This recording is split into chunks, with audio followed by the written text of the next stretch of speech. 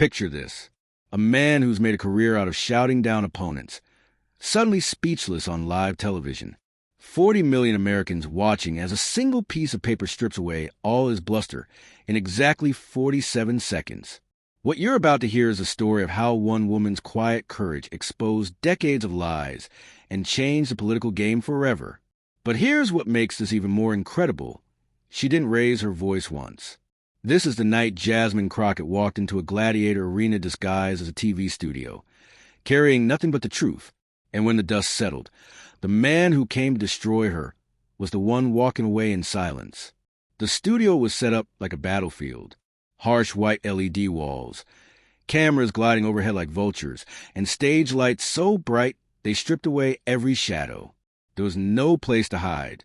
And sitting on the edge of Jasmine's desk, almost casual, was a manila envelope with 3 words that would change everything. FBI Confidential.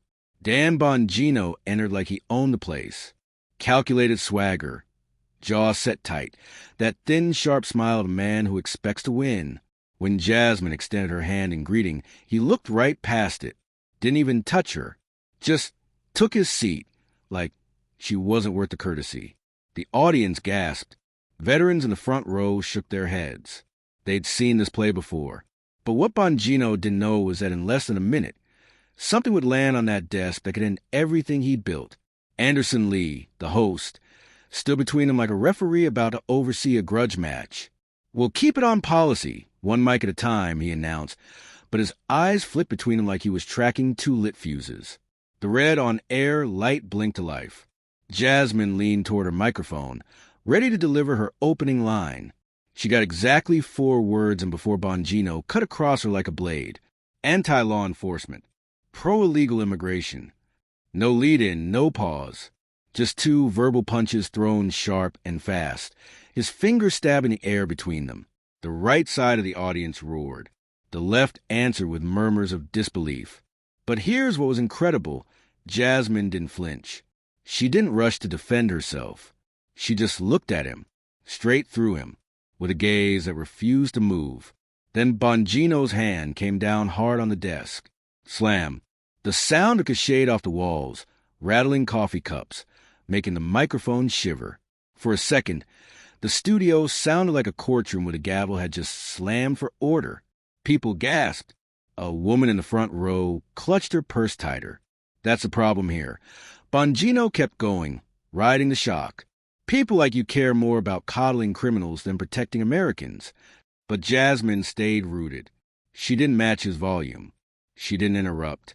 She let the noise hang in the air, heavy and clumsy, until it started to sound like overcompensation. The pause wasn't hesitation. It was strategy. She turned 1 page of her notes. Slow, deliberate. The paper's soft crackle filled the spaces shouting had left behind. And then, you might miss it if you weren't watching closely. The corner of her mouth tugged upward, not into a full smile, but into something sharper. The look of someone who's been holding the winning card the whole time. When Jasmine finally leaned toward her mic, her voice was still wrapped in silk. "Dan," she said, eyes locked on him, "you speak of law like you've never bent it to your will." The words landed clean. Gasps rippled across the audience. On the right side, the applause didn't come this time. Just a shuffle of feet, like they weren't sure what just happened. But wait until you hear what she did next. She told the story of Sergeant James Holloway, Iraq War veteran, Bronze Star on his chest. He survived 2 tours overseas only to be shot in his own driveway by a rookie cop who said he fit the description. That rookie's apartment, Jasmine continued, her voice steady as stone, was funded through a federal grant program you defended, Dan. A program that shielded bad policing behind a wall of bureaucracy. The camera cut to the crowd. A woman covered her mouth. An older veteran lowered his eyes, gripping his cap tighter. "You say cops keep us safe." Jasmine pressed on. "Sergeant Holloway served this country, so you could have the freedom to say that. And when the system failed him, you didn't stand with him. You stood with the system." The silence that followed was thick. You could hear the buzz of the stage lights. Bongino tried to fight back. "This is political theater," he snapped, pointing straight at her. That's all you're here for. Headlines, cameras, sound bites. But Jasmine just smiled that knowing smile. You're right, she said evenly. I do believe in theater. The kind where truth is the headline. The left side erupted. Even few on the right gave in to guilty smirks. And that's when everything changed. Jasmine reached under her desk. When her hand came back into the light, the air in the room shifted. A manila envelope. Heavy. Stamped in bold red. FBI Confidential. Anderson Lee's eyebrows shot up before he could stop himself. In the control room, producers exchanged startled glances. Bongino saw it and leaned forward. What's this, more theater? But Jasmine wasn't looking at him. She was looking directly into the camera, speaking to every living room in America.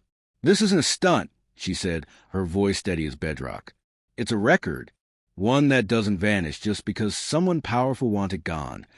She lifted the envelope, turning it so the seal caught the light. You've told America you've never bent the law for anyone, Dan. But inside this envelope are sworn statements from a former federal agent. Statements about a night when you did exactly that. The room froze. Even the air vents seemed to stop humming. Then she did something that made 40 million people hold their breath. She slid the envelope across the desk to Anderson. The paper whispered against the polished wood. Soft but final, like a chess piece moving into checkmate. What's inside could end a career. I'm thinking to myself, watching this unfold. The big screen behind them came alive. No flashy intro, just a woman's face. Strong jawline, sharp but tired eyes. The kind of gaze that carried weight. Carla Ruiz, former FBI special agent, read the caption. And then she spoke. On the night of August 14th, 2018, I was assigned to investigate the shooting of a civilian by Officer Michael Carnes. At approximately 9:43 p.m., I received a call from then Special Agent Dan Bongino. It was a clean punch to the gut of the room. Nobody breathed. He told me to slow the process, to let cooler heads prevail. Carnes was connected, politically, personally, and Bongino made it clear that moving too quickly would cause problems for people who don't need them. The studio air felt like it had gained weight. I refused. The evidence was clear. The officer acted outside protocol. A civilian was dead. She paused, letting the next word sting. He reminded me of my career, my pension, and ended the call with this, do the smart thing. Someone in the audience shifted. The sound echoed too loud in the hush. I documented the call that night. That documentation is part of what's in the envelope you now hold. The screen faded to black. For a few seconds, no one spoke. Then the sound hit like a wave. Cheers from one side, boos from the other. The clash of voices filled every corner. But all eyes were on Bongino now. His jaw flexed once, twice. His hands pressed flat against the desk, fingertips whitening against the wood. That's selective editing, he stammered. His words stumbled like they couldn't find their footing. Out of context. But his voice lacked its earlier punch. It sounded like someone trying to convince himself more than anyone else. Jasmine waited. She didn't try to talk over the chaos. She just sat in the center of the storm, her calm cutting through everything.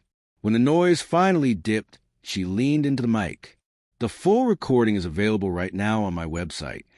The sentence landed with surgical precision. Even the right side of the audience quieted. And that's when Bongino made his fatal mistake. He came back swinging, tried to attack her personally. Your so-called legal career, he sneered. A handful of petty cases in some backwater courtroom nobody's ever heard of. But Jasmine was ready. I earned my law degree from the University of Houston, graduating in the top tier of my class. I've represented hundreds of clients in civil rights cases. I've defended veterans denied the benefits they earned. I've stopped illegal evictions. I've gone toe-to-toe with police departments to protect citizens' constitutional rights. Her eyes locked on him. And I've won. Tell me again how I wouldn't last a week. The applause was thunderous. A woman rose to her feet, clapping hard. A veteran nodded slowly, his expression saying more than words ever could. But then came the moment that broke the internet. A voice rose from the front row. Congresswoman Crockett, you fought for me when nobody else would.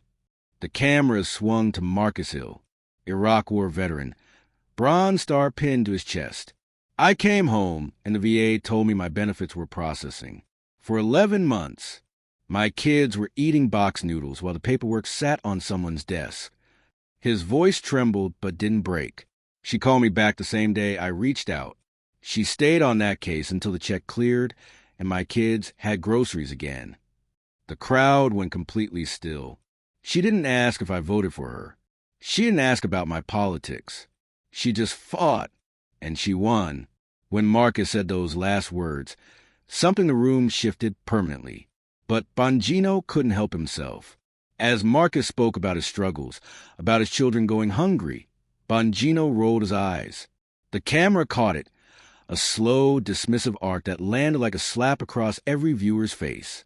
That eye roll became the story. Within hours, it would be everywhere, memed, analyzed, dissected. Because in that moment, 40 million people saw exactly who Dan Bongino really was. Then came the moment that ended everything. Bongino leaned forward, his voice dropping to a growl before exploding. "You're un-American." He pounded the table, jabbed his finger, used every weapon in his arsenal. But Jasmine didn't flinch. Her eyes stayed locked on him, calm as a still lake in the middle of a hurricane. And then she cut through all his noise with 5 simple words. "I've served my country every day." The audience erupted. Chairs scraped as people stood. Some were shouting, "That's right." Others had tears in their eyes. But the moment that really broke him came next. Jasmine reached beside her chair one more time. When her hand came up, it held another folded sheet, sealed with a blue and gold stamp of the FBI. Bongino's eyes tracked it instantly. The bravado flickered. "Anderson," Jasmine said calmly, "I believe your producer should see this before anyone says another word." Anderson accepted the paper, scanning it once, then again slower. His eyebrows lifted. "This is a direct extract from the FBI's internal email logs," Anderson announced. "Time-stamped, verified, and it confirms exactly what Congresswoman Crockett has been saying." The studio went silent. Bongino blinked once, then again. For the first time that night, he didn't fire back. And that's when it happened. The moment that would be replayed millions of times. Jasmine didn't speak. She didn't gloat. She just sat back and let the silence grow. 47 seconds of pure, devastating quiet. Bongino's mouth opened and closed. His fingers drummed nervously against the desk. The microphones caught every tap, feeding the sound of his unease into living rooms across America. The cameras stayed tight on his face. Every twitch, every shallow breath, every moment of a man realizing he had no answer for undeniable truth. When he finally spoke, it was barely a whisper. "This is ridiculous." But his voice cracked, and 40 million people heard it. That silence didn't just end a debate. It ended a career. Within hours, Bongino had gone completely quiet on social media. Cable news said he declined every interview request. Meanwhile, Jasmine's approval rating soared. Her name trended above celebrity scandals and breaking news. Because sometimes the loudest statement you can make is saying nothing at all. As she walked off that stage, head high, shoulders straight, she left behind more than just a defeated opponent. She left behind a question that every viewer carried home.